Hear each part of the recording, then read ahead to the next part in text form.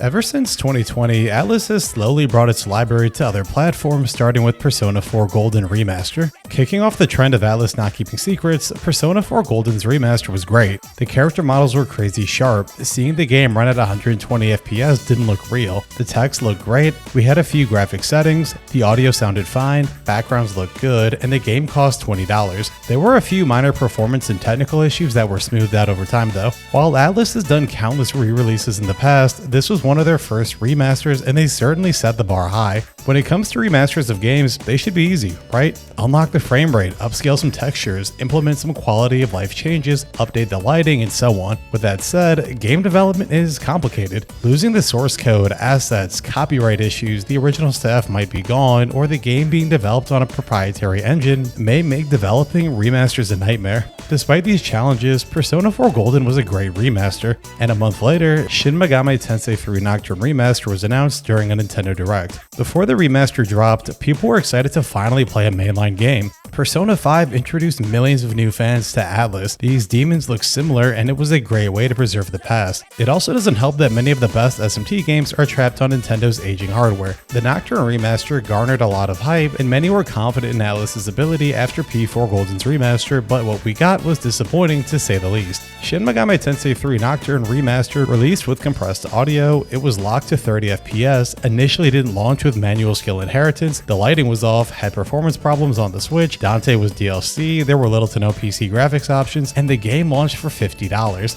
This remaster was justifiably criticized by the entire community. The fact this game cost $30 more than P4 Golden, had performance issues on the Switch, and is mostly still in this condition is embarrassing. It also really hurt the brand because, similar to Persona 5 being my first Atlus game, Nocturne Remaster was many Persona fans' introduction to the mainline series. First impressions matter, and asking someone to spend $50 on this after P4 Golden's remaster is insulting. And despite these complaints, everyone bought the game, and it probably sold well enough, sending Sega and Atlus a positive message. Following Nocturne Remaster's success, Atlus would release Persona 5 Royal on all major platforms. While this remaster was much better overall, there was still room for improvement. This criticism is more so aimed at Japanese developers rather than just Atlus. I understand Japan is dominated by handheld devices, phones, and consoles, and I understand they're still getting used to porting their games to PC, but some of these PC ports are barren, have minimal graphic settings, or are straight up poorly optimized. If you want to know what I mean by minimal graphic settings, here is 2013's Deus Ex Human Revolution Director's Cut. Notice how this 12-year-old game has options for SSAO, post-processing, tessellation, and more. Now compare this with 2023's Persona 5 Royal and we can immediately see some problems. And while this PS3 game runs well on modern hardware, more options are always welcomed. As much as I want to move on from the P5 remaster, PC players weren't the only people who had a few problems. The most controversial part about this remaster is how there was no upgrade path for PlayStation players. If you want to unlock all costume DLC, extra boss battles, and play the game at a higher frame rate, you had to pay $60. Asking players to spend $60 on a game they paid full price for 3 years ago was wild. It's a good thing nothing like that ever happened again.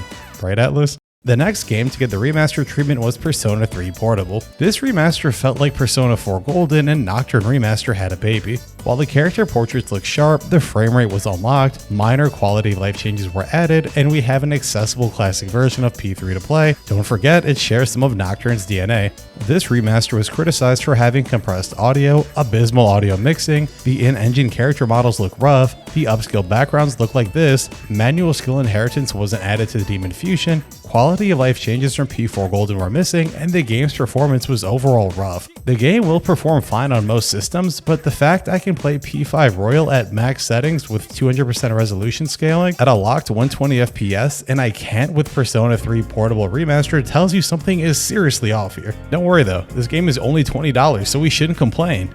And I hope you can hear the sarcasm in my voice. Now, to be fair to Sega and Atlus, they aren't the only ones to have a hard time with remasters. Nevertheless, the reason I'm critical of them is because they're still bad. Releasing games with bugs and stability problems are one thing, but ignoring the community's complaints, refusing to fix them, and settling with this mediocre quality is completely unacceptable. And if you think I'm being too critical here, go play Metro 2033 Redux, go play Bayonetta 1 Remaster, or take a look at Konami's response to the Metal Gear Solid Master Collection. These games launched with bare-bones ports and were criticized by everyone for a myriad of issues. Instead of settling on mediocrity or relying on modders, Konami listened to community feedback, vocally stated they're committed to improving the collection, and have been gradually fixing it since. This open mindset and level of transparency is what I expect out of Atlus. Instead, asking them for a remaster is like flipping a coin. If they continue the trend of remastering the PS2 library with Digital Double Saga next, are we getting a Nocturne Remaster situation, or are we getting a Persona 4 Golden Remaster situation? While Raidou Remaster appears to be a step in the right direction for Atlus,